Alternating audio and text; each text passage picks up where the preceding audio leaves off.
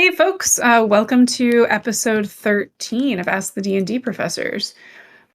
We do have professors plural back this week. We do. I've enjoyed my break quite a bit, I'm not gonna lie.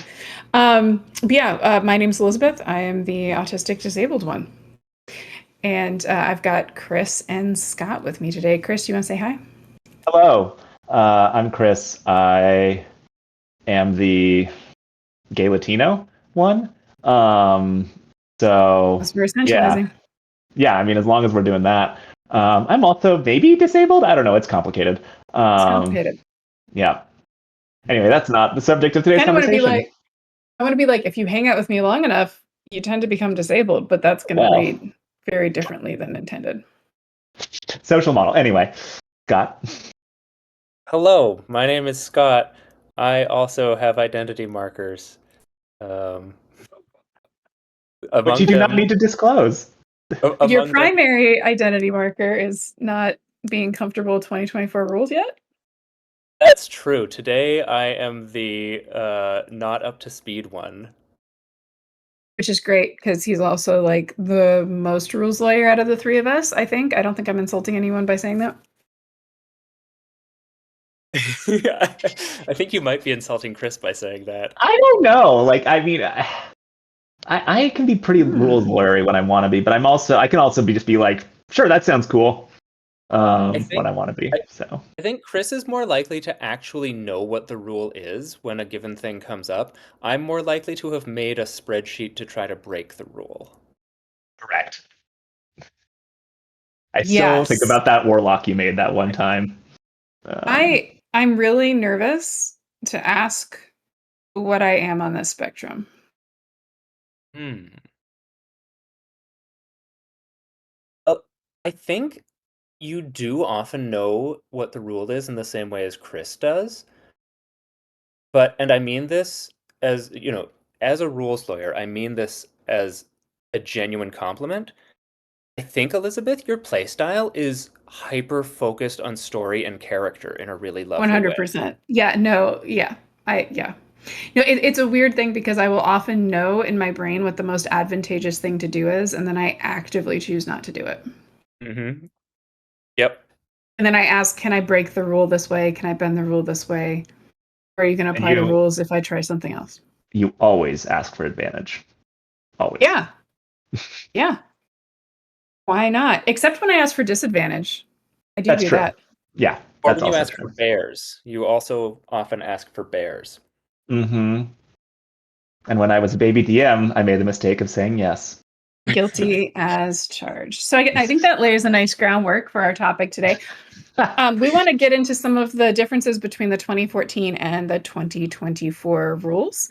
For those of you who've kind of been following the OTG mission, one of the things that spawned this is we've been working on our seventh tool, and that is a character building tool to kind of get you from our hero finder, which gives you kind of like a general class or series of classes that might work, through to everything you need to fill out the character sheet and pick which spell cards to download and which ability cards to use and all of that. And in the process, we decided to go ahead and start upgrading to 2024 with this particular tool. So we've spent a lot of time in a short period of time trying to understand the 2024 rules. And yeah, I think we've been complaining about them. I've been complaining about them, You but complain about them a more lot. fun to get about them. I do. Yeah. 100%. I mean, Uh, I have my quibbles, but anyway. we are also interested in what y'all are thinking about. So we have a few questions that were generated by our team, but also by like our Discord community and folks on social media. So we've got a few things kind of planned to argue about. These are not things that we claim we've discovered the answer for. We're arguing, hopefully for your entertainment. But if you have thoughts, if you want to fight us in the chat, fight us in the chat. Also, if you have questions or things that you want to pursue, not me wondering if Ed's going to show up and be like, so I have this build that lets me hit people 5 times at level 6. Yes, which I But dealt with that one time. You dealt with it one time at a lower level, I think. No, I don't know. Anyway, I don't know what level. Anyway, but Gustavo also shared with us something from the One D&D community on Reddit that is summarizing all the changes to the D&D base game rules from 2014-2024 in 5th edition. So we may reference that a little bit too. The first one comes from that Reddit. The quote is, "You can only spend one spell slot on a spell per turn. So you can't use both an action and a reaction to cast spells from spell slots on your turn. But on the other hand, you can cast as many spells as you have actions for, even if they don't use your spell slots." So I'm gonna back this up a little bit. The idea here is that you're always having to track, even at like 2014, you could use one leveled spell per turn. But you might say, oh, well, what about features that let me Misty Step or something, right? It lets you use a leveled spell without wasting a spell slot. In 2014, it was pretty clear, again, if you're following rules as written, it was pretty clear that that still counted as a leveled spell, correct? However, your reaction was not part of that. Your turn was bonus action, action movement. So it was possible to Misty Step with or without expending a spell slot on your turn as a bonus action, and then use shield as a reaction. Correct me if I'm wrong, Scott. Is that the 2014 state? That sounds right Yeah. to me. Okay. We've got Scott has a 2014 PHB in front of him. Chris has a 2024 one. I have D&D Beyond. Yeah. as I said in our Discord, I recognize that the council has made a decision, but given that it's a stupid-ass decision, I have elected to ignore it. I hate this. As a wizard, in both as a player and in real life, as we have discussed, I just like. First of all, it's more bookkeeping because it's like, have I used a spell this turn? And then it also creates, and it's not just for shield, which is what I'm thinking of, but like there are other kinds of. Are there other spell? Yeah, it's also for silvery barbs. And Another thing I counterspell. like to do to bother Yep. both of you. Big one. Yeah. See, and this is why I'm not sure that this is a correct reading. So, I have the relevant section open now. So one spell with a spell slot per turn. On a turn, you can expend only one spell slot to cast a spell. This rule means you can't, for example, cast a spell with a spell slot using the magic action and another one using a bonus action on the same turn. And then there's a specific subheading right after that says reaction and bonus action triggers. A spell that has a casting time of a reaction is cast in response to a trigger that is defined in the spell's casting time entry. Some spells that have a casting time of bonus action are also cast in response to a trigger defined in the spell, such as Paladin Smites. But that thing about reactions does not contradict what was previously stated about one spell slot per turn. So, do they actually mean turn, or is this like round? Is a reaction separate from your turn? And for this, I'm looking at the glossary. You all can talk. Yeah, that's go ahead, Scott. Well, I was going to say this might be one of those moments to like I'm happy to be this person if it's useful, if we want to waste time this way, of like actually see if there has been a ruling on this, because I know that's something that often happens with, this isn't even new anymore, right? It's new to us because we're late to the party, but there's an answer. There's an answer. A reaction is a special action taken in response to a trigger defined in the reaction description. You can take a reaction on another creature's turn. And if you take it on your turn, you can do so even if you have already taken an action, bonus action, or both. So in that case, you may cast a leveled spell on a different creature's turn if they target you. Right. So then it's fine. So, or is it just saying it exists outside of the turn? No, you can take a reaction. Yeah. I think Chris's reading makes sense to me. So Chris, for example, here's a scenario that would come up, right? Okay. It's your turn. You're a wizard. You're a wizard, Chris. You cast a spell, a fully leveled spell. You cast Fireball. and then you are also in melee with an enemy combatant and you want to get out of there. You've already spent your action on Fireball. You could use a bonus action, but not on Misty Step because that's a leveled spell. So you decide to use your movement to get out of melee with this enemy combatant. They Mm-hmm. make an opportunity attack against you. It beats your armor class, but not by more than 5. You want to cast Shield to save yourself from taking damage from the opportunity attack, but you are unable to do so because it is still your turn when you are moving, when you have triggered the reaction of this opponent that has let them make that opportunity attack. Per these rules, I would say yes, you cannot cast shield. You cannot Okay, cast I shield in am that number situation. one, going back to the Nick Fury quote. And as someone who has been called Nick Fury, generally in response to me calling Jess from Dots RPG Nick Fury, I reserve that right. I still, I'm going to be really autistic about this. I still don't think I agree. So I'm looking at the order of combat in the PHB. This section. So like the game organizes combat into a cycle of rounds and turns. A round represents about 6 seconds in the game world. During a round, each participant in battle takes a turn. The order of turns is determined at the beginning of combat when everyone rolls initiative. Once everyone's taken a turn, the fight continues into the next round if neither side's defeated. Right? So we've got this very clear definition, sort of vaguely clear, but we got turns and rounds. But then it says your turn. On your turn, you can move a distance up to your speed and take one action. You decide whether to move first or take your action first. The main actions you can take are listed in the action section. You can communicate however you're able through brief utterances and gestures as you take your turn. Doing so neither uses your action or your move. Then, extended communication may be more complicated. You can interact with one object or feature of the environment for free during either your move or action. If you want to interact with the second one, utilize action for magic items, blah, blah, blah. We'll talk. These new actions are wild to me. You can also do nothing on your turn.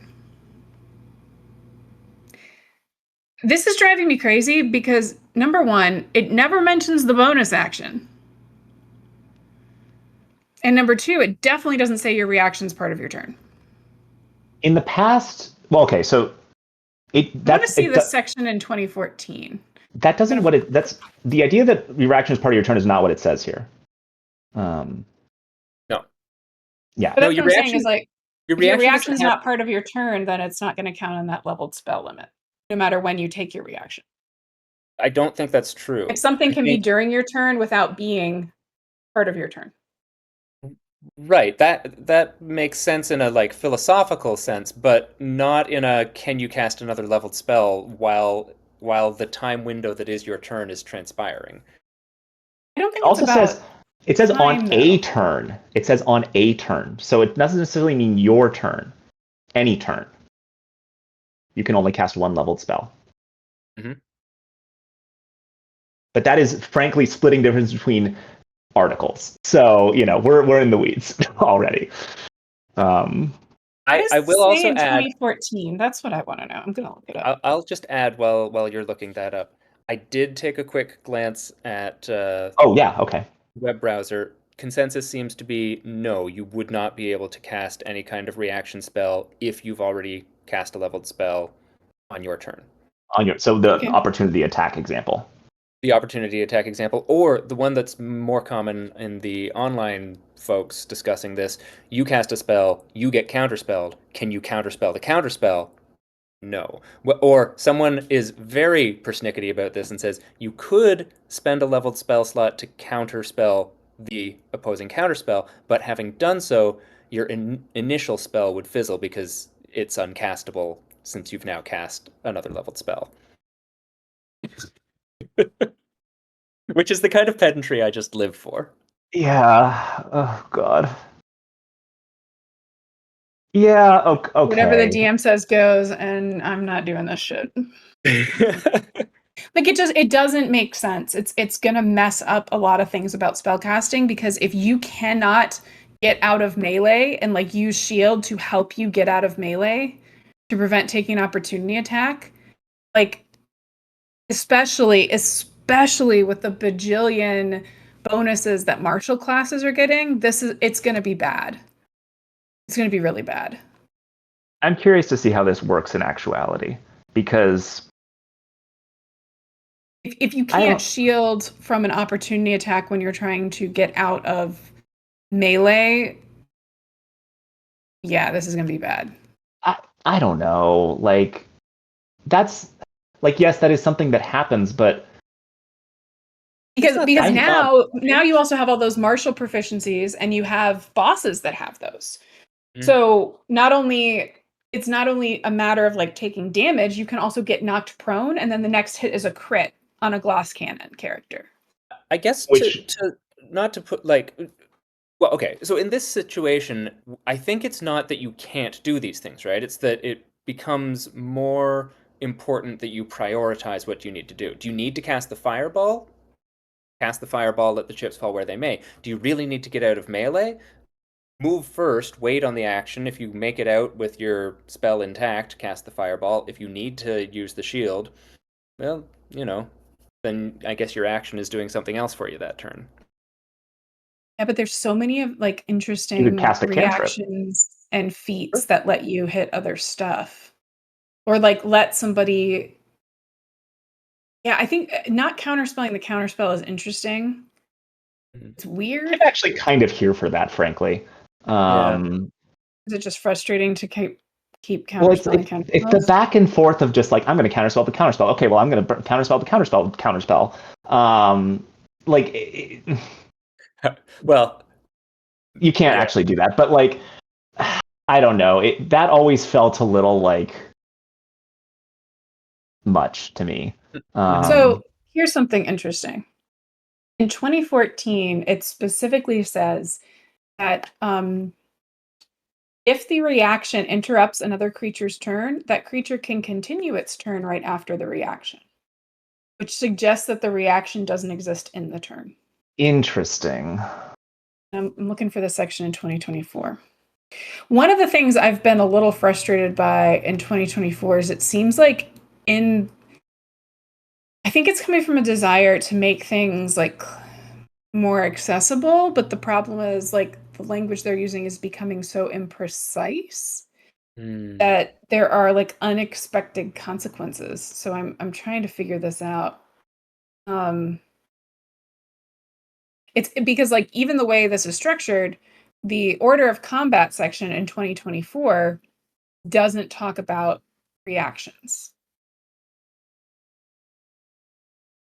I'm trying to figure out when it introduces reactions. Still scrolling. Like I found a spot where it starts talking about opportunity attacks.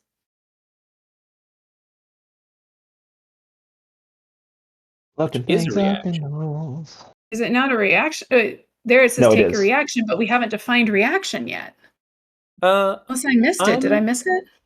So I'm only on the SRD, so I could be missing something. But for me, reactions are introduced on page 10, with playing the game starting on page 5.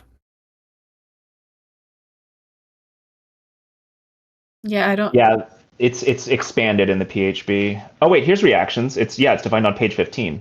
It's the main heading for this is actions. It's quite early, and it defines actions one thing at a time. Bonus actions, reactions. It puts it before the combat. Yes. Okay, but once you get to combat, it doesn't explain reactions. Take it as read.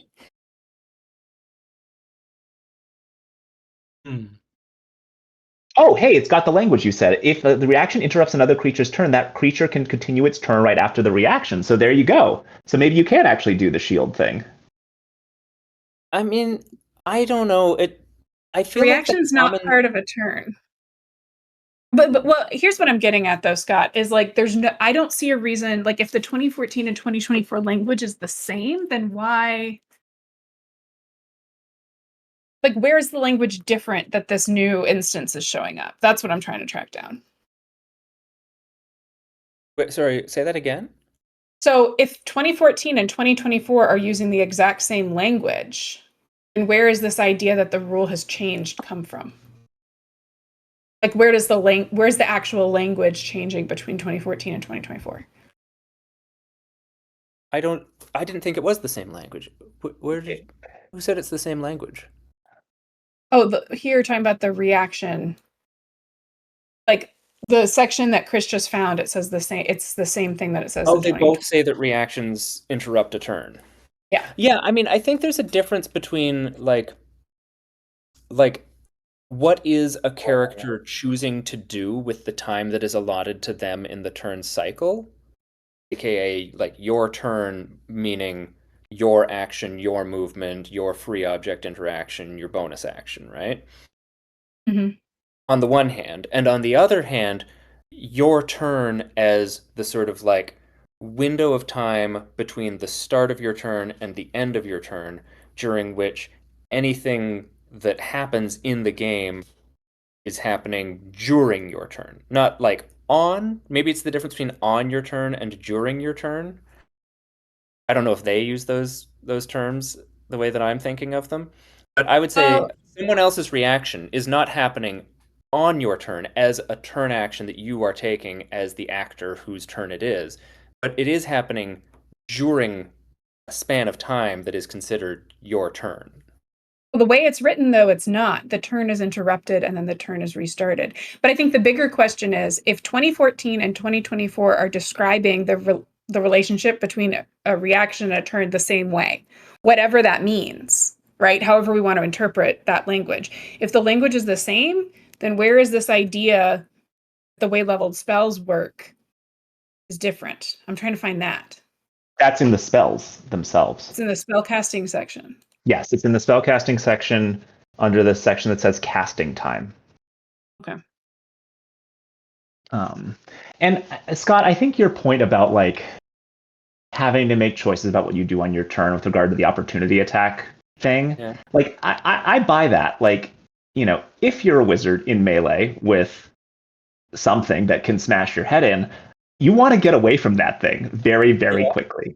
And so like if I couldn't cast Misty Step, which is why I always have Misty Step, I would, yeah, I think I would probably, if I had to run, I would run immediately and then figure out what I need to do from there. Yeah. And granted, everybody plays their character differently. I don't know, but yeah, I think it does force you to think more about, can I use, like, what am I doing on my turn? A little bit, yeah. Yeah. I would also say, like, as a fellow lover of Misty Step, it feels like we're talking about an edge case within an edge case, right? Yeah. Because like we're assuming one, you're not going to just spend either action or Yeah. bonus action on some kind of teleport in the first place. Like that's Yeah. already a leap if we're playing a wizard. Mm. And then we're also assuming so we have to run and the we're in melee with someone. That Yeah. doesn't often happen. It happens sometimes, and that's not great. Um, and then on top of that, we're assuming that this creature who we're in melee with has a devastating enough attack that we couldn't just take the hit and still run away and then cast our fireball or what so like we're whittling down the types of scenario where this is likely to come up to I think a pretty small percentage. Yeah. Yeah. I yeah. I I initially was like, you can't take away my shield, and it turns out it didn't for the most part. Yeah. There are some very kind of I think relatively rare edge cases, but this is also why I'm a lover of the Fey touched feat specifically because Mhm. it gives you a don't have to use a spell slot, one casting of Misty Step once a day.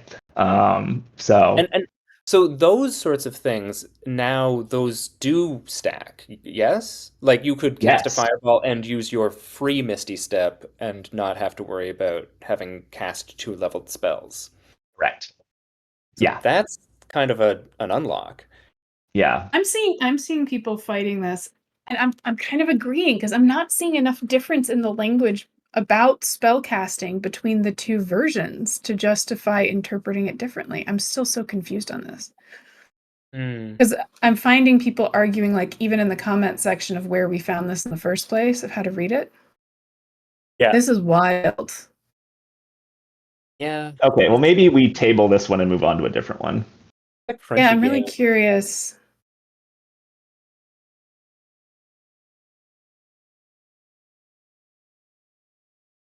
Okay, hold on. I think this might explain it.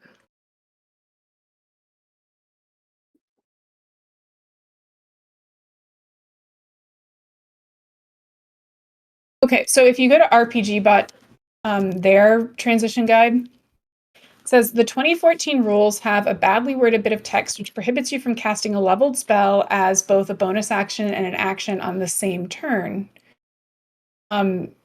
So it was, they're claiming this was rewritten, and I found that at one point. It just says, don't worry about it, because we're not really arguing about the 2014 text. So now in the player's handbook, page 236 has a section, one spell with a spell slot per turn, which explains that you can only cast one spell with a spell slot per turn. Explains you can still cast a cantrip. This notably prevents using reaction spells like Counterspell and Silvery Barbs during your own turn in order to ensure that your spells land. An opportunity, you can cast spells without spell slots unrestricted, so using a magic item or the Archfey Warlock Steps of the Fae, again, to get that Misty Step, you can still cast a spell using a spell slot on that turn. I think the only reading of this that creates the difference is if in both versions you have understood a reaction during your turn to be part of your turn. Yeah. So, yeah, which is one of those reasons, one of those things where I'm like, I think the people arguing it now should have been arguing it about 2014. Oh, interesting. That's what I've been stuck on. Not like whether it's right or wrong, but like it looks like the logic should have been retroactive. Anyway, I'm going to be like super curious if anybody else comes up with something here, because it seems to all come down to that idea of like a reaction. Is it interrupting your turn, or is it during your, like, part of your turn? Yeah.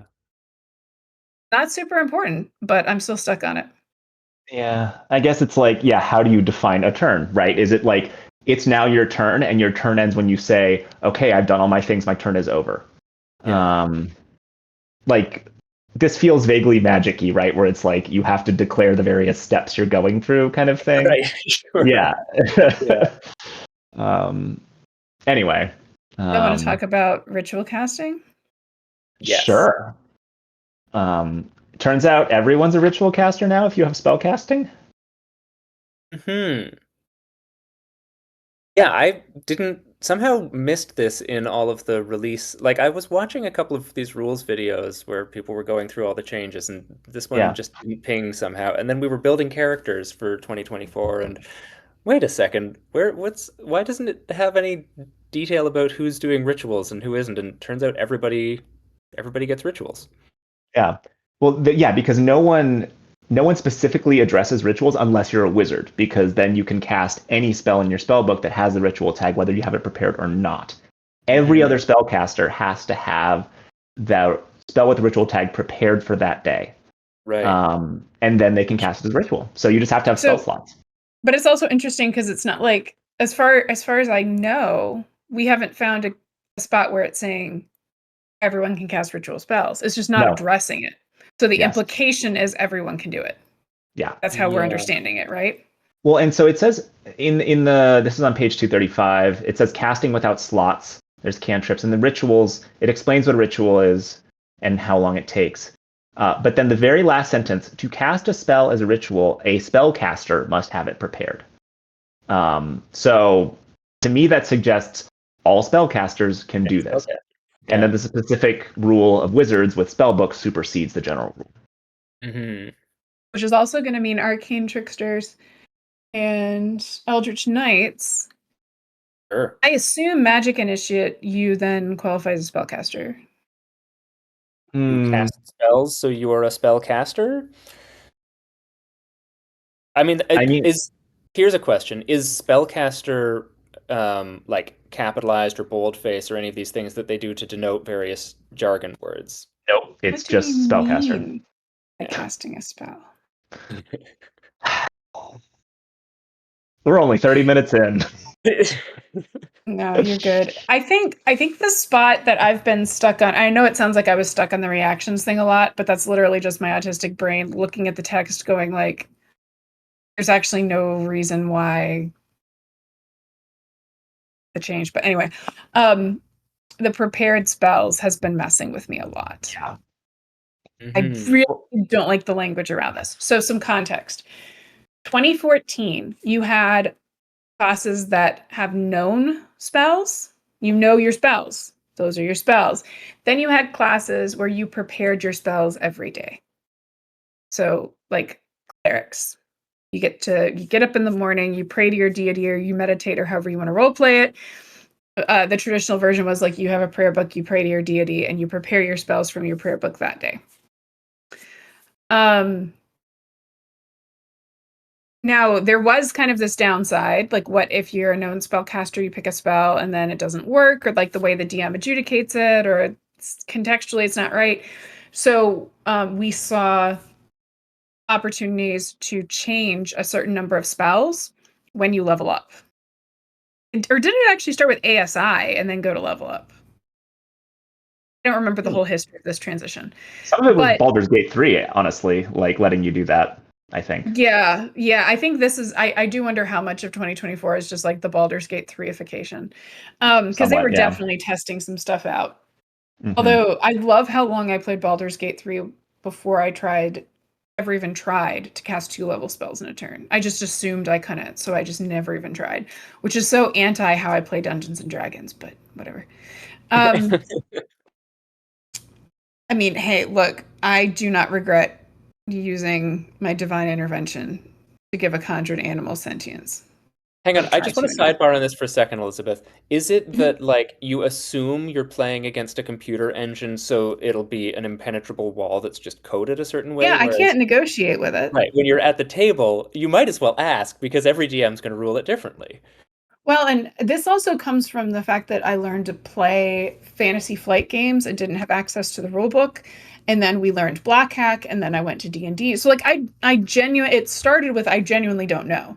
So that and my first experiences I think were very storyteller driven because Yeah. my DM was like, don't even worry about the mechanics. I will tell you what you need to do, right? Um, so it's pretty routine for me to come up with something that I want my character to do and then try to figure out how the mechanics will work. Like to do it in that order is actually, yeah. But I think when I get to the video game, it feels a lot more closed. Yep. Which describing Baldur's Gate as closed and limited is wild, and I'm going to recognize that.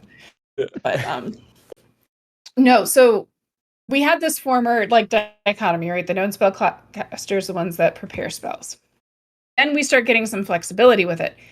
In this version, technically every single spellcaster prepares spells. Mm-hmm. And you might go, oh, that's easier because they're all the same. So you're not having to keep track of these categories. The problem is they all prepare spells at different times in different ways. Mm. Which is where like all of a sudden you've like to me, it was helpful to have the categories Yeah. because and now it feels like one of those things where like accessibility or trying to like you're trying to simplify, but that's not actually how accessibility works. Like sometimes that texture is helpful. Yeah. Mm-hmm. I don't Agreed. know. I'm jumping to a conclusion there, but Well, like but I will say, like, you have. Well, so when we were doing the character builder, I went over this in some detail, and it is annoying because it's like everybody prepares spells, but all the classes do so in different ways, and there is like some kind of like things you want me line up to in certain ways. Like so, like give clerics and the druids. summary real quick? Sure. Clerics and druids, although I might know it at this point, clerics and druids prepare spells every day.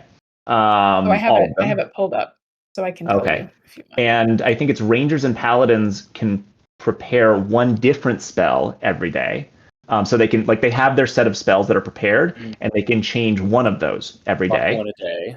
Yeah. I think sorcerers and warlocks and bards prepare spells when they level up, and they can change one of the prepared spells on level up. Oh, one's different? That's what it is. That's what it is. You can, Okay. when they gain a level, you can prepare one different spell, which is, I think, that Tasha's rule about being able to change one spell when you level up. I think it was Yeah. Tasha's.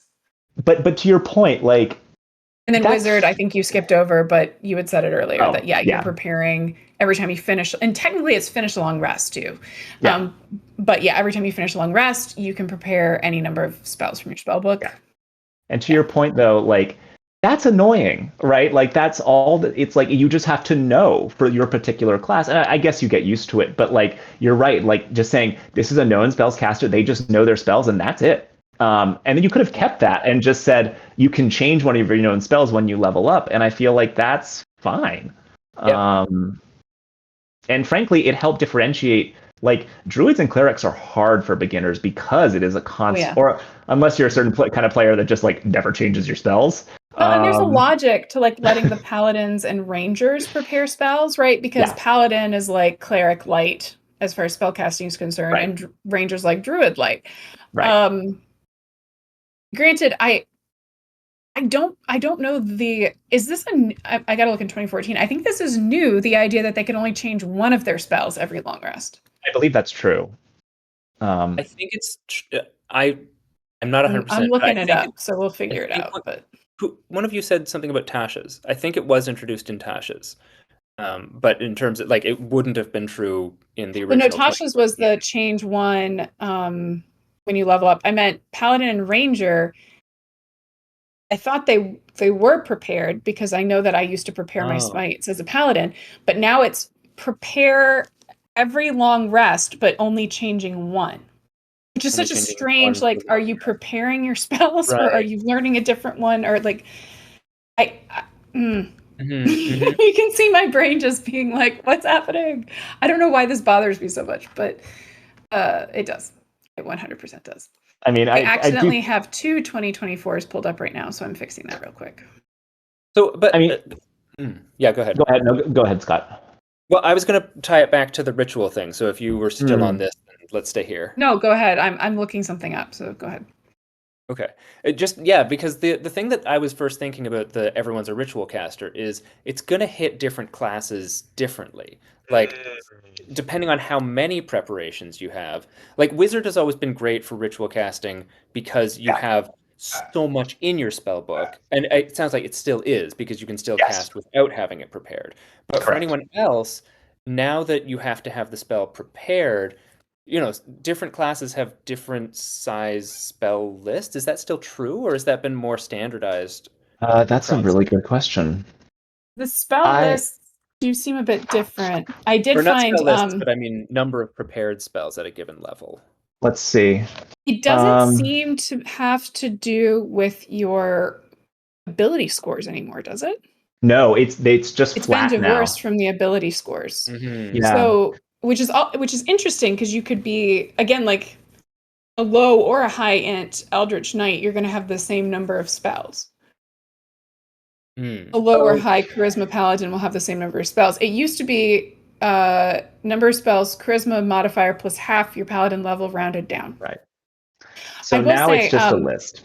I did look it up. In 2014, Paladins and Rangers prepared spells as many as they wanted. Every day? Yeah. The trick was preparing a new list of paladin spells requires time spent in prayer and meditation, at least 1 minute per spell level for each spell on your list, which is really funny because it usually takes you like 30 minutes to pick anyway. But so you've role played it. Congratulations. Yeah. But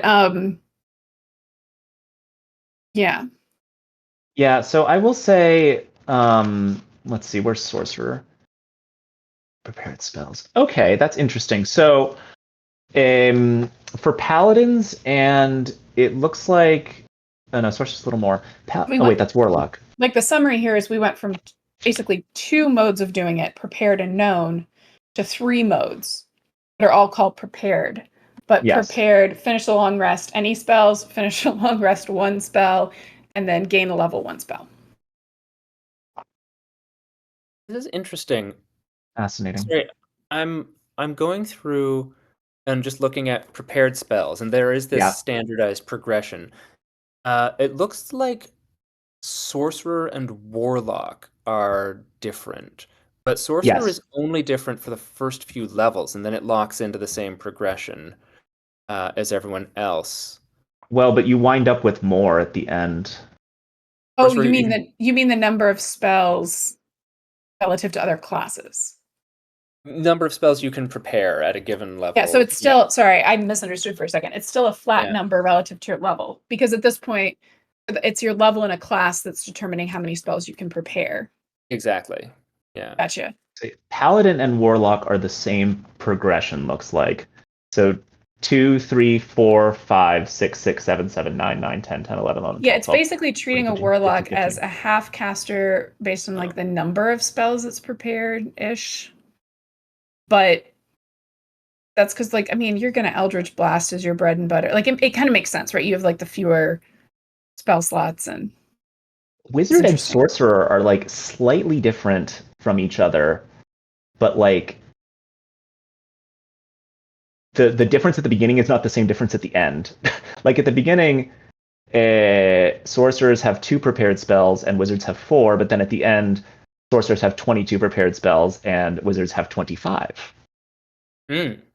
So, and granted, it makes sense that Wizards have a most. little bit more, which makes sense because sorcerers, it's not about how many they have, it's like how creative they can get with it with the meta magic. Yeah, and they also have 3 of the 4 sorcerer subclasses have effectively domain spells.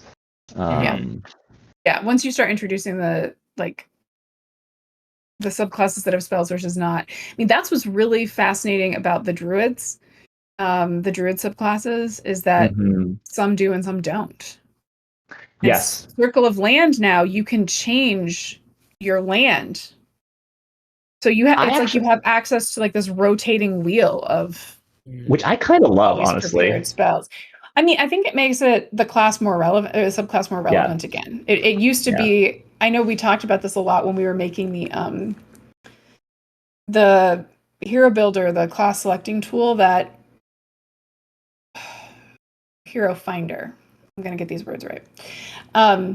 That in my brain, I wanted to make it a Circle of Moon Druid, because to me, like the most, I was thinking of these in terms of what's the most iconic, and the most iconic to me is like being able to turn into a bear and like attack people. But I think that says more about me than the Druid as a class, frankly. On the other hand, the Druid subclasses are incredibly different from each other now. And Scott, I haven't talked to you about this.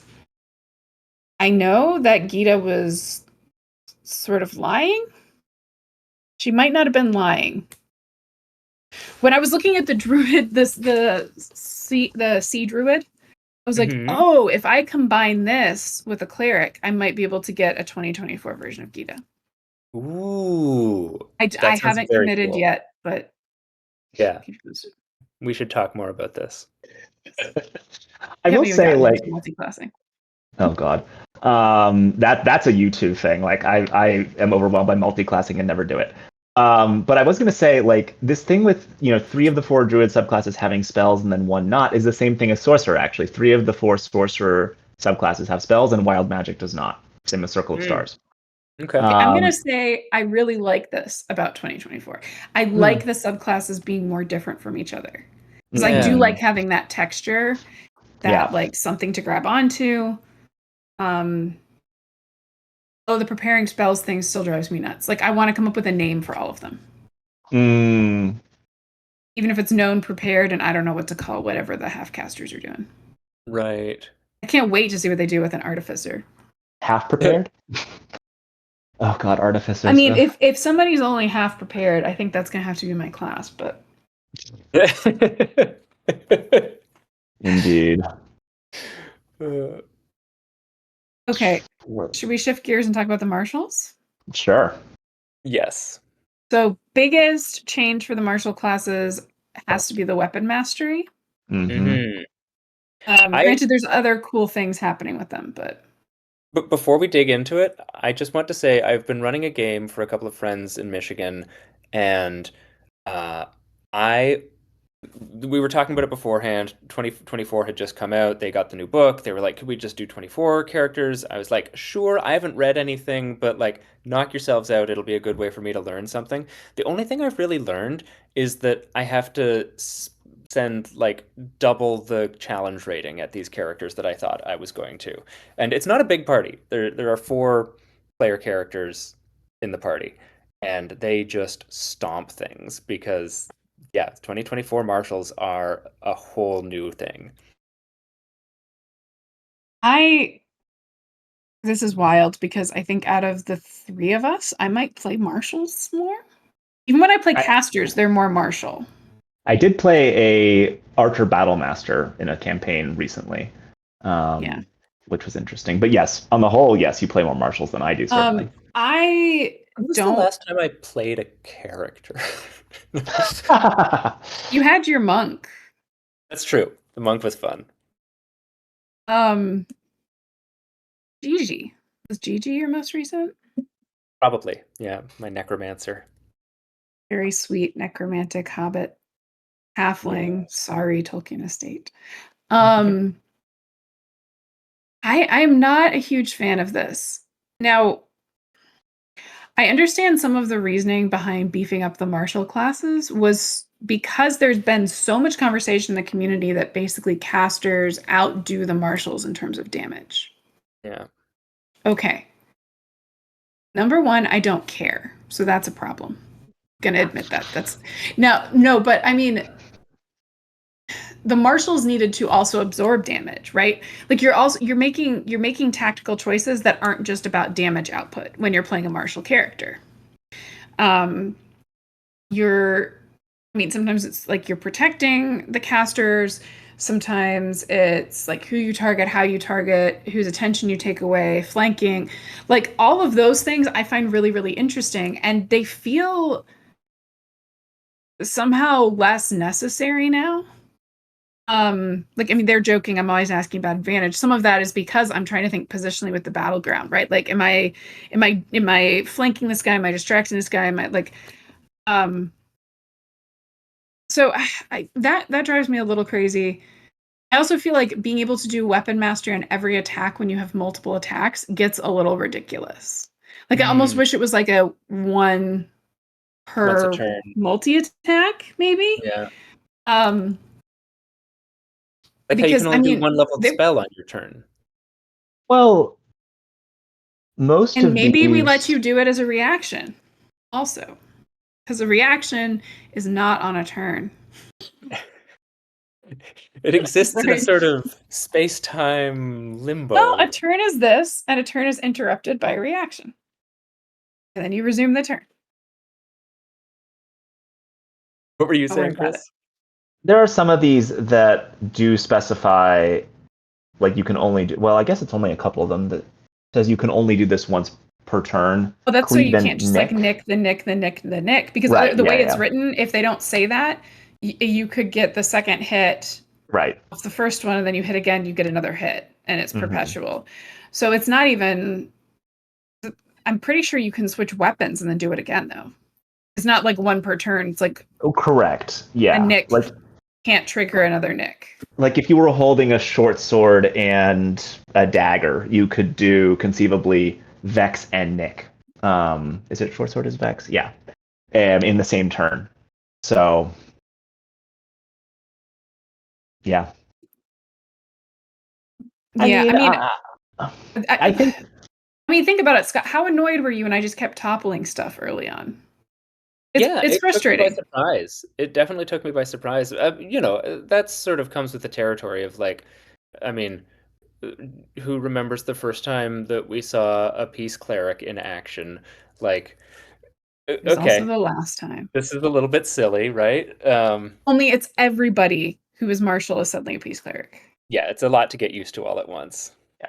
And I think part of what bothers me about the discourse around like evening up the damage output is it just... Yeah, we've said this openly. It's not my favorite part of the game. Like even when I'm doing combat, that's not how I want to think about it, because it feels very very individualistic, not like I don't want everyone to have the same strengths. You know, Yeah. Mm-hmm. everybody should have something different that they're bringing to the table, or at least like be able to try different things. So I think, on the other hand, I do like the role play element of course, some of these weapons get handled differently. Yeah. I wonder about the sheer number of weapon masteries and the fact that you can change a weapon mastery so easily.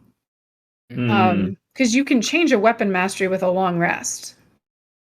Is that for all? Is that true of all classes that have weapon I don't know if masteries? it's true of all classes. I was looking at a fighter. Because yeah, so Yeah. the thing is, I was going to say like Is it fighters not all of are them? fighters are characterized as like masters of arms and armor. So like that makes sense. I don't know Yeah. if barbarians or rogues can do that too. Okay. I'm gonna It's look it up. worth checking. I'd be curious about that. But I mean, I'll look yeah, at barbarian. Well, but the it thing is, does. as a fighter, you already just get a bajillion of them. Like,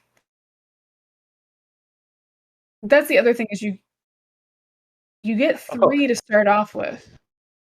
so barbarian does say whenever you finish a long rest, I do like that they add a little justification here.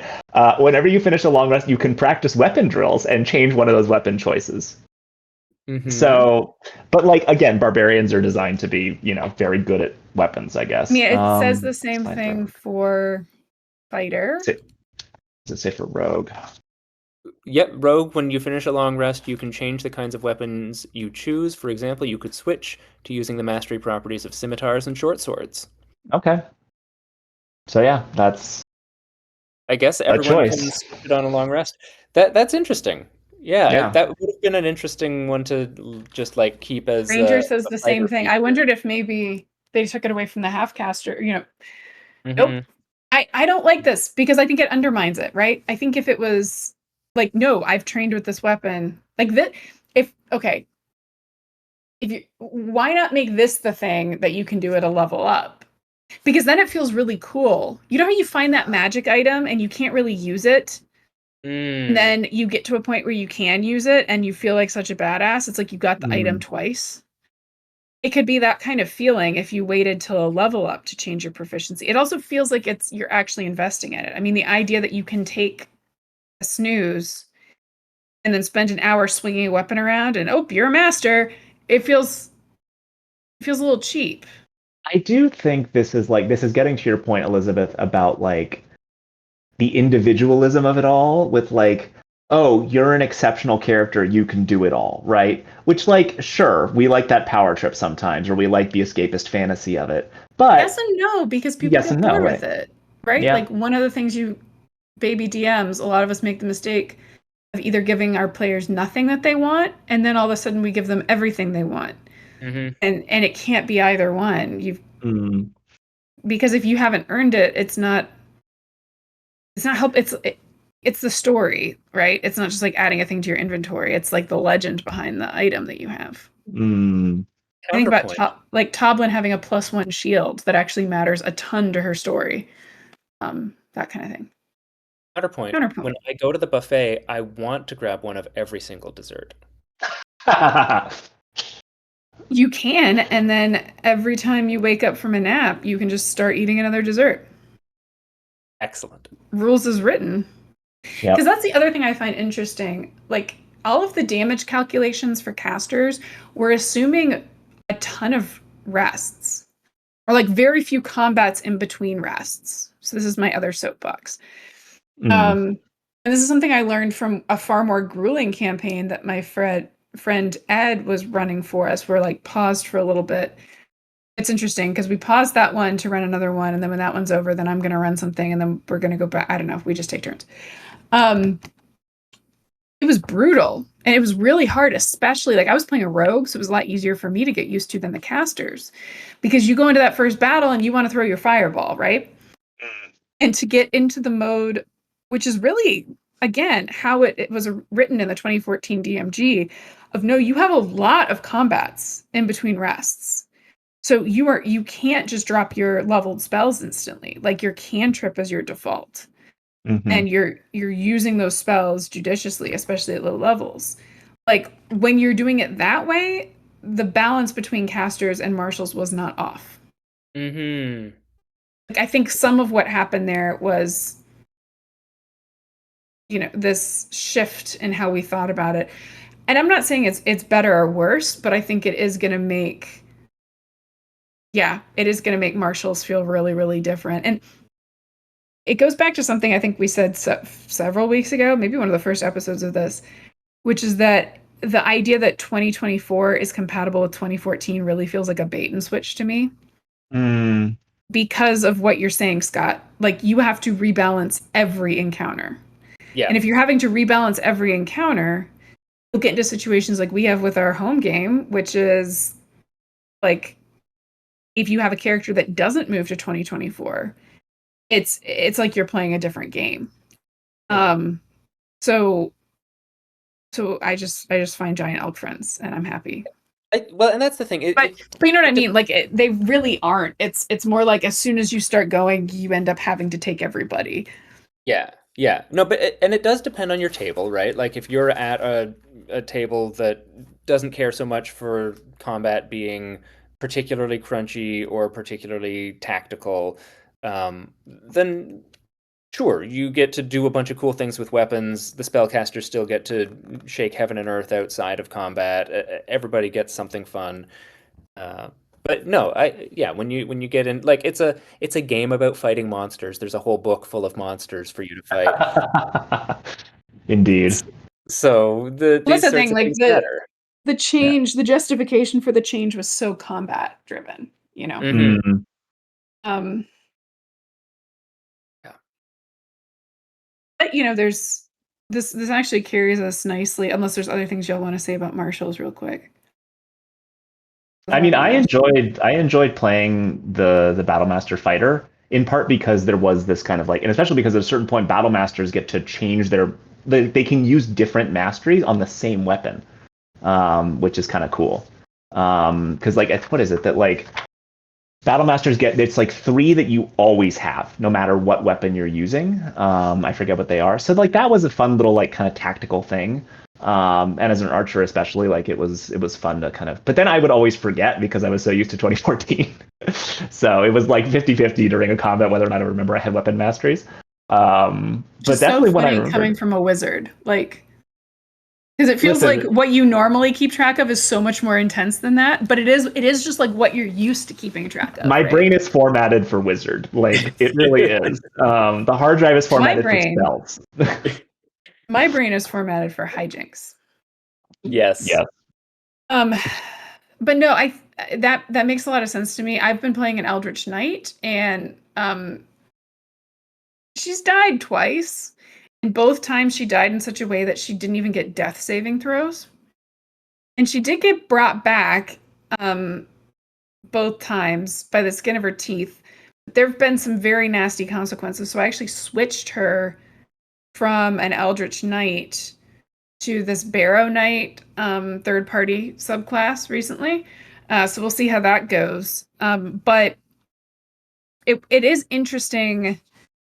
I was looking at the Battlemaster and I was like, I think I'd have a lot of fun with this, with very tactical combat. Like, I think the Battlemaster is not as much fun if you're playing Theater of the Mind. Yeah. Because you would get me asking, do I have advantage over and over and over? Because like the thing is designed tactically, and if you can't see where you are on the map, like who knows? But yeah, I could see that being a little bit tricky, but I do love the idea. Like, the champion is still a solid subclass. Mm-hmm. So we have a fighter that's pretty easy to run, a fighter that's very like tactical. We've got a fighter that's magical. You know, I like the diversity of options in that particular class, and that's a class that's taken me, I think, the longest to understand out of every class. Mm-hmm. I wrapped my brain around monk before I really appreciated fighter. So monk, why don't you just be a barbarian? Well, that's what you started with. Yeah. Anyway, what were you planning on transitioning us to? Everybody's top win. What do you think the best changes? We're going to have to do one of these that is just spell text because that's too long and it's driving me wild. So just as a little preview to give y'all time to think about your answer for your top win. I'm going to ask your top fail after that so you can plan. But anybody watching, if you can give us ideas for spells you want us to talk about, because there are so many incredibly tiny changes to spell text between 2014 and 2024. And some of them have huge implications, like spells where it used to specify it had to be someone you could see, and that language isn't there Oh, anymore. we need to talk about that whole like sight thing because that's bananas. And it's interesting to me because it like opens the door for more disabled characters. So I'm all for that. But then sometimes I've tried to like play it rules as written with a DM who's like, no, no, Well, no. but this is what's And they're interesting probably is right. they removed the thing about sight.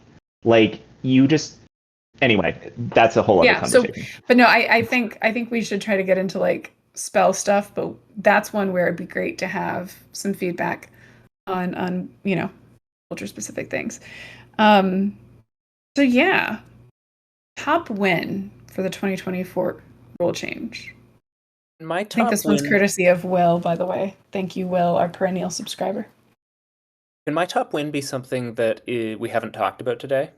Mhm.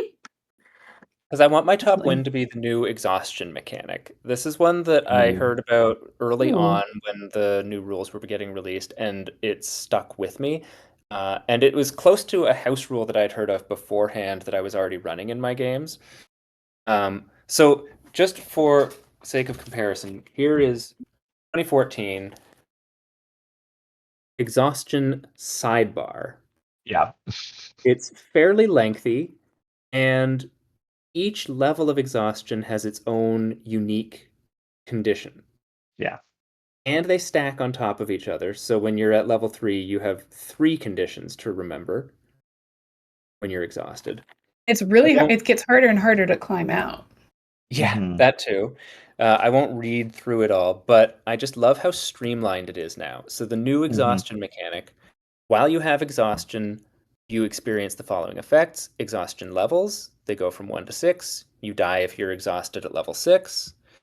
And your d20 tests, so anytime that you roll a d20 for an attack roll, a save, or a skill check, ability check, um, whenever you make a test, reduce your roll by 2 for each level of exhaustion you have.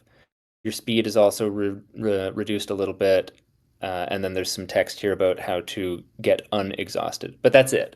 It's -2 on your rolls, on your d20 rolls, for each level of exhaustion, which is just so much cleaner, so much easier to remember, and still is a pretty punitive condition, to be honest, but punitive in terms of like doing things in the game, not in terms of remembering what it does out of game, which I think is a really good fix.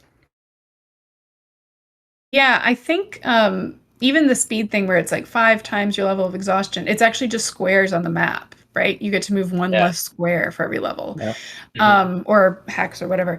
I know you didn't want to get into all of it, but even the math here I think is more favorable. Like a level 1 of Mhm. exhaustion was disadvantage on ability checks specifically versus Yeah, just like -2 across the to board. any d20. And yeah, trying to remember when the disadvantage on attack rolls and saving throws enter. The other thing is level Yeah. 4 exhaustion used to be having your hit point max.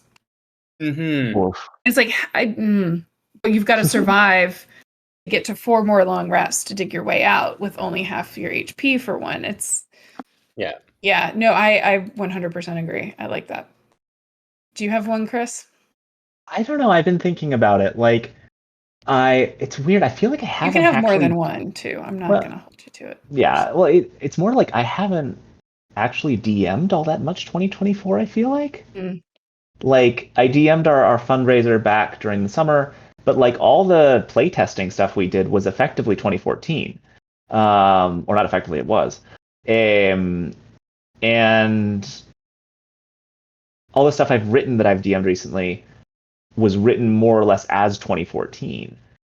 So I don't actually know that I have any wins as like a DM for things, other than maybe like the glossary is more usable now. I'll take that. Yeah, The I mean rules the glossary. structure of the book I think is a lot more Yes, intuitive. that's what I was going to say too. One thing that we were talking about was it last week with me and Gustavo, that the book actually tells you how to play now.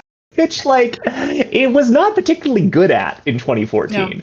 Especially the DM, the yes. DMG, I think is Yeah. where for me the And biggest difference is. I love these little illustrations. Like it's kind of hokey, but like it's and yes, Atlas, I know I said it again. It might be a little silly, but at the same time, I do think it's like it's approachable, and it makes it kind of. So I like that a lot. I will say, as a player, my favorite win is what the change they made to Wizard Savants, because it actually makes sense now. Because now you are very good at this one kind of magic, right? And so when you take it at level 3, you immediately get 2 free spells of that class, or that type rather. And then every time you get a new level of spell slots, you get 1 free or if you're an abjuration savant, you get 1 free abjuration spell of your choice, which I think is great. Like it makes so much more sense. It's streamlined, and it adds flavor to the, like, you're a divination wizard, you're an abjuration wizard, like you're good, you have a lot of this particular kind of tool. And it doesn't punish you in a campaign that doesn't give you downtime and like a way to find spells. Yes. Because wizards were so limited by like how the DM was envisioning the adventure unfolding, and if they dropped certain loot, and if they. This is why every adventure I ever designed has a spell book somewhere in it, because I've noticed that. I have felt when I try to make a spell book fit on a single item card, I notice it. I'm sure. But yeah, I guess those are the wins. That one, I like that one a lot. So, what's yours, Elizabeth? I don't know exactly. I really like that there is more space for disability. It's subtle, but there are more races where you're allowed to pick if you're medium or small. I have a lot of questions why some of them you can't. Yeah, I was looking at that when we were creating the character creator. I'm like, why is this not? There's certain ones you can't, and I don't understand why. Is it elf is one that you can't? Yes. I feel like that's true. Tiefling as well, or maybe it's no. I think it was tiefling and human you can. Chris is going to look it up while I'm talking. I like being able to have people of short stature, little people with dwarfism, that you can be in there, and you can be a bunch of different fantasy races. You're right. Like, tieflings can. Mechanically. I love that common sign language is treated as an equal language with others. I think that's going to be really cool, because there's going to be a lot of role play moments where sign language has a lot of advantages over spoken language. So like deaf gain has kind of been backdoor built into the system. Elves and dwarves cannot be small. Yeah, I don't like that. Yeah, that's I'm just going on record now. That's bullshit. I mentioned before, I like some of the changes to subclasses to make them even more different from each other. I find really interesting.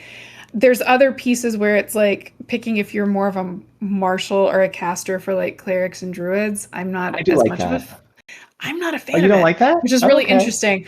I want choices, but I also don't want them to feel constricting. And I feel like that's a moment where you feel a little more locked in, and there's no undoing it. True. It's not huge, but it also, like, I feel like a cleric is both, and I hate being like, which one do you want to be? No. You know what I mean? Like that's the part of my brain. I was like, if I mostly just wanted to be a fighter, I'd be a paladin. You know, if I wanted to die in combat, I would be a wizard, sorcerer, whatever, like in melee, like I'm picking a cleric because it can be both, that kind of thing. But no, I like the space for disability that's been added. I like the fact that they're thinking a lot more about usability. And although I will complain about accessibility things, that's because like that's how the world gets better, right? And I'm complaining about it because I believe they can do better and they're interested in doing better. That's probably my favorite. Like there's other little things I find really, really interesting and that I want to play with. But I mean, Chris, you mentioned the art.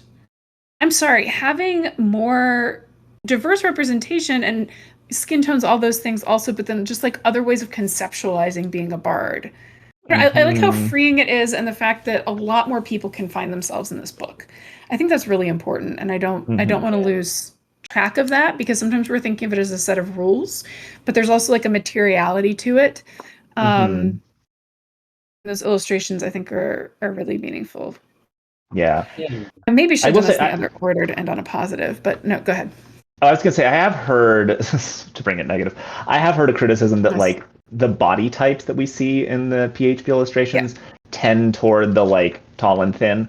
Although that's not uniformly true, there are definitely a few people that like are not that model. But you know, No, you're not wrong. things can always be better. But like it's There's definitely a also, step forward for sure. It's a step forward. there's still, I'm sorry, if you have a bunch of adventurers, somebody should be missing a finger or two minimum, right?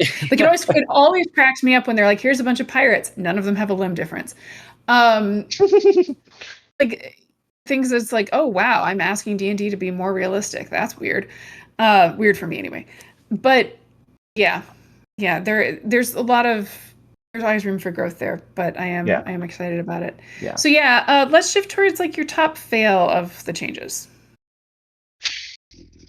I can start because I've just got a silly nothing burger one, which Love it. is when divine intervention came up recently. Yes, hello. We just decided to use the old version. I feel like it's not just divine intervention. I feel like there are several things where, in the interest of making things more streamlined and more playable and more user friendly, which are all good things, they've shaved off the tops and the bottoms of what the range is on some of these things, and it just sort of leads to less ridiculous play experiences, which is something I do want some of at my table. So it feels like that's sort of the direction the game is headed. I don't know all the details. I haven't read all the rules, and what happens at your table is always at the discretion of your players and your DM. So make ridiculous things happen with these rules. I'm sure it's not gonna take that out of your game, but that's something I've been feeling about some of things I've heard of 2024. Yeah, and just to explain to anybody that hasn't encountered this yet, right? Because it's like a 10th level thing. So you'd have to come across a 10th level cleric. The original divine intervention, you can call on your deity to intervene on your behalf when your need is great, although we did argue how great the need needs to be to qualify. Because again, I used it because I wanted to give a summoned creature sentience. It was great for Gita. So it could choose to be my friend. Yeah. No, that's what we decided is this like is a very motivating thing for Gita, like the need for for creatures to have free will. So imploring your deity's aid requires you to use your action. You describe the assistance you seek and you roll the percentile dice, which of course then we're trying to figure out how to read them.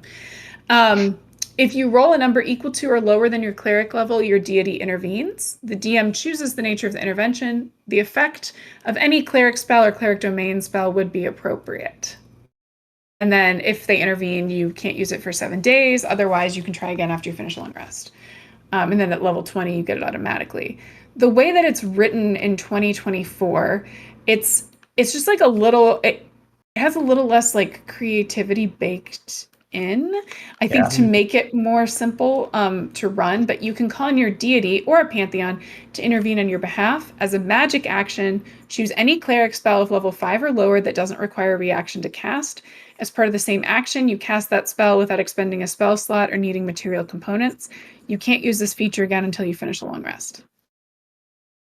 So effectively free resurrection or raised dead. Yes, and also the idea that like you can ask for this every day, but then it's never going to be quite as game changing. Right. It's not as risky. I was talking about this with friends last night actually, and they were pointing out like there are some really good exploits with the new version. You can, like changing the timing of a spell can be really powerful. Changing the material costs, of course, like there's some really nice thought things about you that. can do, but especially the times that like Gita was trying to like make a sanctuary in Barovia and like weird things. Someone was telling me that you could just do Hallow immediately, which is very powerful. Exactly. Yeah. Yeah. But all of the things that you can do are spelled out somewhere in the rules. They're all spells already. So it takes when you have away a player that like sense of me that just wants to do something that's very outside the box. strange. Yeah. It felt a little constrained, which is part of why I haven't upgraded her to 2024. Like she got a couple things, like we gave her topple with the trident. But like she also only attacks once per turn, so it doesn't get quite as bad as it could.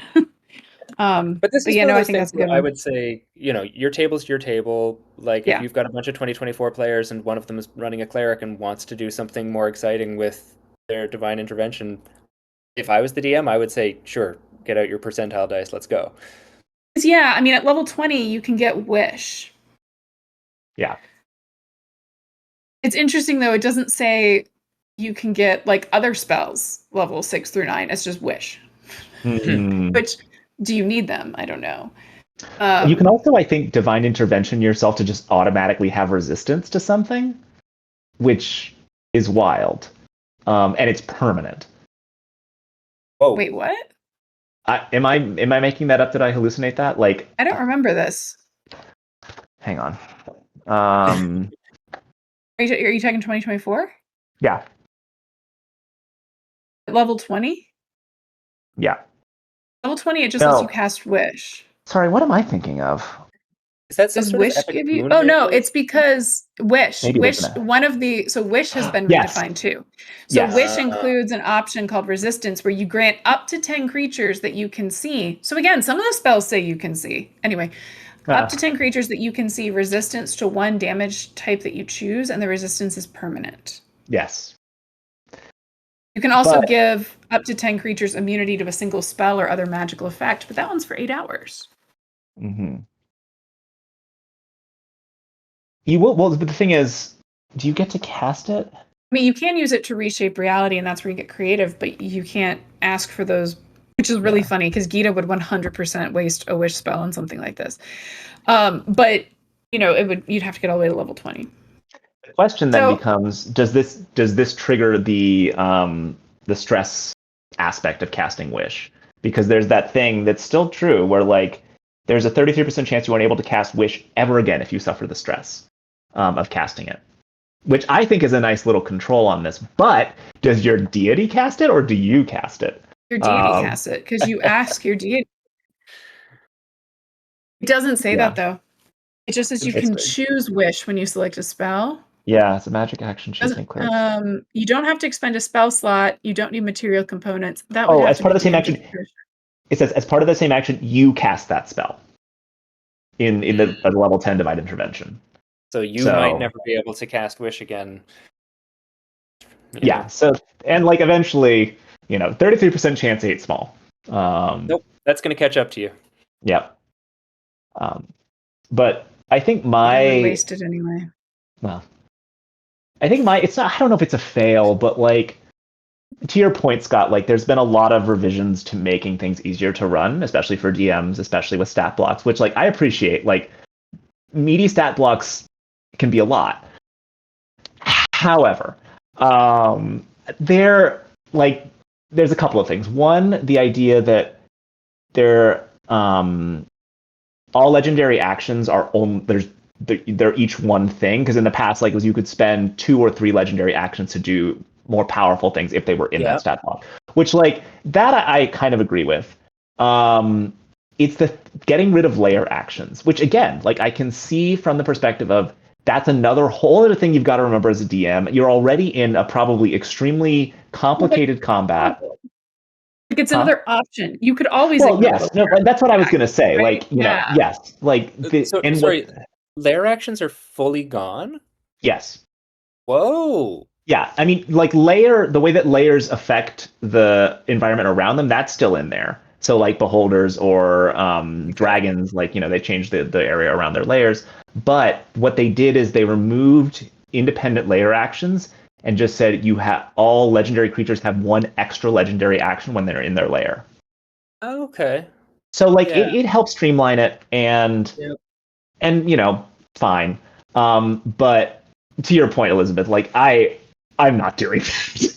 Like again, I'm electing to ignore this decision. I'm sorry. It needs to matter more than that, whether you choose to face the dragon in its lair or try to lure it out. Right? Like I feel like there need to be big. I'm thinking about Smog. It matters if you're going to fight Smog in his lair or if you're going to lure him out. Like I want that to matter for the players. And it doesn't feel good for them to have come up with this like wild plan. I mean, they don't know, but I guess they do now because we just told them. But like, you want to feel like this is worth investing in. Now there's almost no reason to do it, frankly. Yeah. I mean, yeah, it still matters. It's still an effect. I don't want to minimize that. But I also kind of liked the layer actions that were super environmentally specific. Yeah. Yeah, well, and they could like give a combat like a really special flavor. Well, remember when like we did Alchina and like I had both Alchina and Atalante use layer actions? Like Yeah. I thought that was very fun. Granted, I don't know if you all did. Also, I but- mostly just wanted to kill Atalante. yeah, which is That fine. combat was wild, and that's what I like about layer actions is that Yeah. like you get the sense that like the world is exploding. Right. Which like if that's the final combat of like an adventure or a campaign, like yeah, that probably makes sense that like you're gonna have to put in a little more. But again, it's a thing you can do, and Well, and frankly, I I love think as a it's worth it. DM, like having those levers, right? Yeah. So you could say on one side, this is making it easier to DM because it's one thing you don't have to keep track of. Yes. On the other hand, you can say, no, you're actually making it harder to DM because now the onus is on the DM to figure out how to build up and tear down what they need instead of giving them more options. Yeah. So I think I mean, I know this, you could be like, okay, 6 of 1. I think more of it is like reminding the DM you don't have to use everything. Yeah. Like yes. most enemy, and that's one thing I really like about like the monsters know what they're doing, is it's also some of the monsters don't know what they're doing, or like what they're doing isn't what you think they're doing. Like your monsters Right. don't know your opponents if their int isn't like super high and they haven't been stalking them. Right. Or they might want to run away. They don't have to play this combat to the death. Or, because I think about with Vecna when I was trying to do that level 21 shot with y'all, how many that Vecna had a lot of levers, and I didn't have enough experience as a DM to like fully do. Like I would, even now, I would have a different strategy for it. But it was really cool that I could kind of check in on player frustration versus player like your desire to be hit harder versus like when you needed to be a hero. And I had mechanical levers to pull. So it wasn't just me like throwing it away or me choosing to play it badly. Think about when I was playing this kid who's 8, 9, I don't know. Tiny kid. I was playing at the local game store with Pokemon. And when I try to take it easy on him, he'd just start yelling at me about how like I didn't know how to play my deck. And I was playing my deck wrong. Like I couldn't adjust those levers and how like weird that felt. I'm a little worried this is going to make me feel that way, right? Like either I just throw out the playbook and y'all would catch on very quickly that because if you have experienced players, like they're going to know when you're pulling that. Yeah. But I like having, especially with this new era of us not understanding how to adjust combat balances for a while. So I don't know. I'm going to hold on to the layer actions. Thank you very much. Oh yeah. But that's a good Oh yeah. one. I didn't say I was getting rid of them. Okay, what do you think mine is going to be? Because there's two. There's two. They're ultra This whole prepared specific. spells thing is like a lot. That is under my skin. Yeah. No, I have two ultra specific things. You're going to say them. Is it when is a reaction philosophically? No, because apparently I've got that problem with 2014 too. Okay, what hit us? What is it? Counterspelling a basic smite.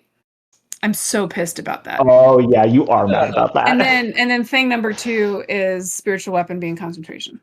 Oh yeah, you're mad about both those things. That's true. Yeah. Yeah, those are my like ultra specific. I think there's a lot of me that's bothered by like how many holes appear to be in the language. And maybe we just need to give it time. But I'm already watching some exploits that are, yeah.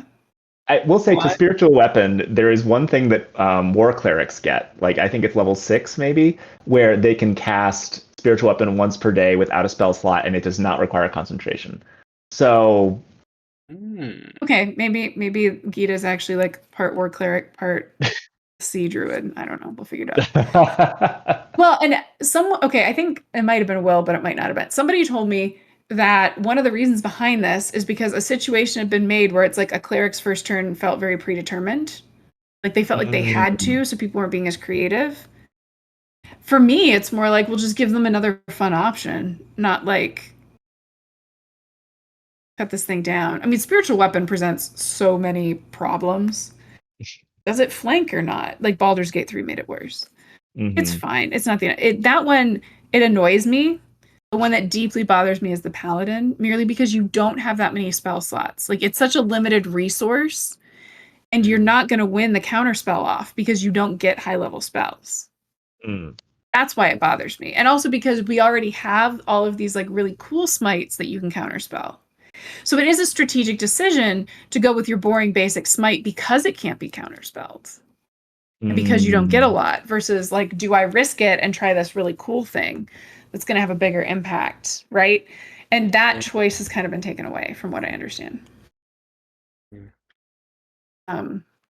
Again, those are so granular. It's a little ridiculous. But that's kind of the point with all of this, right? Is there's like so much detail to wade through, and to like we haven't scratched the surface of the changes. I love that the main paladin image is an ogre. Nice. Sidebar, Gustavo asks from chat, does the leveled spell thing apply to monsters? Ooh. It is in the spellcasting section of the player's handbook. I would have to go and get... Well, I actually don't... I don't know. I also feel like there is a lot less spellcasting happening on monster stat blocks. Like, a lot of things have been changed to abilities. It's also a lot more like you can do these at will, these three of these per day, and one of these per day. There's a lot of that now, which I think on the whole that's quite good, just because like trying to actually track spell slots for a monster is just that's which means which means like stat blocks with spellcasting always just gave me nightmares. Yeah, there also aren't a lot of them where this would happen. Now that I think about it, in which, as Gustavo goes on to point out, in which case. So, like, does the leveled spell thing apply to monsters? If it does, in which case nobody is counting or casting counterspell. But there are... Well, the thing is, like, a lot of the counterspell mechanic that I've seen in browsing through the monster manual is now given as reactions that are not counterspell. They are a specific thing this monster has that is effectively counterspell, usually plus damage. It's an ability. Right. And so with that, it can get around his whole leveled spell thing because it's an ability. And it's, I remember hearing a couple months ago a lot of noise about like, oh, they're nerfing counterspell, and sort of thinking like, okay, I'm one of those rare people who's on the side of like, good, it was too good to start with. Yeah. But it also feels like if so few monsters actually cast spells, that's also just sort of like a circumstantial nerf where like what's the utility of counterspell if your opponents aren't casting spells at you? See, I really don't like the idea that if your spell casting is an ability that it's not a spell. I don't know. Well, I think there are still a number of stat blocks that use spells. They just are presented in a slightly different way. But some of the problem is also like third-party content will go really hard into that because it also will nerf some paladin stuff, like the Oath of Ancients paladin, at least 2014 one, the way that its aura worked.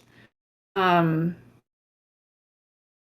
if you're like, oh, this isn't casting a spell because it's an ability, then it's like the aura does nothing.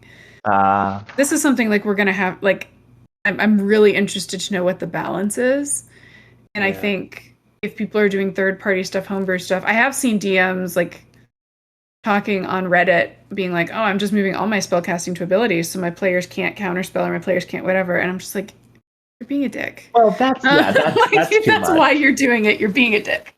Like, you want to give players the opportunity like to use their abilities. Like so this is my DMing philosophy, right? Is like players want to be big damn heroes. Like that's a large part of why people play D&D. And yes, that presents in different ways. Like people have different abilities. Like it's not just go in and blow shit up, but sometimes it is go in and blow shit up. And sometimes it is go in and like interrupt the monster from doing anything. Which can be no. Which can be frustrating as a DM. But then if your players are having fun and they feel, a certain sufficiently challenged, like that should feel like a win for you. Yeah, like we're all having a good time. So Oath of Ancients has changed. They did change it. Yes. Yeah, now it's that you're giving people resistance to necrotic, psychic, and radiant damage while in your aura. Which is pretty good. I'm not sure if those it's are better or worse than where it was, but it at least is sidestepping that ability conversation. Yeah. nice. I mean, and those are Because it was relatively just rare. resistance to spells, I think. Although, well, not so much anymore. But Yeah. yeah, that's interesting. I don't know. Well, shall we Some wrap of it them up are there? still a little time. Mm-hmm. Yeah, we've talked for quite a while. I guess the real question is what we want to talk about next week.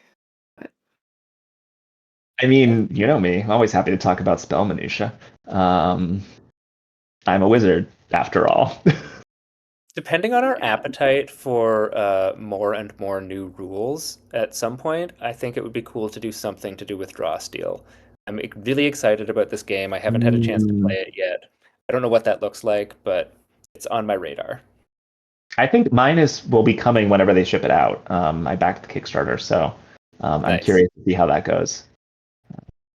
But also, like, yeah, Interesting. Daggerheart. Also, like, I know next to nothing about Daggerheart. But then people see it. I feel like the thing you need to know about Daggerheart is that Critical Role is playing D&D. Yes, that is telling. That and they're like, we're going to steal some people from Wizards. I think there's some things that are really cool about Daggerheart. I definitely got in a fight with someone about this in the middle of a random game store in Minneapolis last week. There are some things that are great. For me as a player, not good. It felt really limiting because like one of the great things is you can make a few choices and here's your character. And like all the abilities have storytelling like built into them. So you might say this is great, especially for somebody starting out who's not sure how to like connect the mechanics to storytelling. Great. If you're someone like me that does not want to be like that limited to like what a bard is or what a fairy is, like the species or whatever it is, it wasn't. I don't know. It was like fun for a one shot. I don't know that I'd want to stick with it, but I know that I have a lot of opponents on that. But I will just point out that they're not playing it. Yeah. I feel like if you have faith in your product, you'd be playing. But they also probably have some behind the scenes contract that I don't know about. But yeah, I'm going back and forth about how much we want to talk, and I do sort of want us to play sometimes on Yeah. Well, like if it's the kind of thing where it's, low prep and rules light and we can do an episode in an hour, knowing that it will go an hour and 15 to an hour and 30, then I think that's possible. So I don't know. I don't know how that one works. I'll look up dialect. I mean, because it's in my The bookshelf. game is low prep and easy to play. Well, no, but I know that part about that. I'm No wondering matter your about. experience with tabletop. Ooh, I'm just wondering, I like, know. how long does a session take? Is the issue. Elizabeth, It takes a week tonight, we can all hop on Discord and Twitch stream it, and you can read us the rules, and then we'll know how to play. Oh, this is getting really boring, isn't it? Oh. Just kidding. Honestly, the gameplay basics, including anatomy of a character sheet and the structure of play, is like 12 pages. I will just put in the chat. Well, somebody consider too, as Critical Role doesn't want to do too many things too soon. Campaign 4, they're switching worlds, switching DMs, switching formats, and adding new players, switching games at the same time. They lose so many fans. So that's possibly part of it too. That's a lot. It's a good point. Yeah. That I didn't realize all that stuff about switching all those other things. But also, if they wanted to sell more copies of their stuff. I mean, I think we're like this hobby, like at least is like anti-capitalist presenting. Whether or not they're like actually committed to that is another question.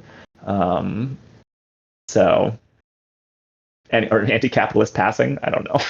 Well, all of you can tell that we are not sold on what we're doing next week. So that gives you an opportunity to tell us. Join the Discord. Tell us what you want us to do.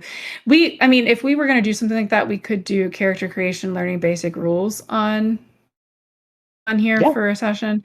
Cool. We also could, if people really want to get into the 2024 spells, if people want whatever, like let us know and we will pick what makes the most sense for us. And it'll probably be more of a matter of like scheduling than no, we're not going to do that. So Yeah. love those ideas. We also, by next week, we'll have some fun things to promote for our friends at Dots RPG project. Mm-hmm. It's not really a secret. It's a secret. Oh my god, I'm so tired. Yeah. Thank you both so much, and thank you, Atlas, for running things and Yes, being thank the you, voice Atlas. in our ears. So And thanks I for guess watching, Jess. we'll see y'all next week.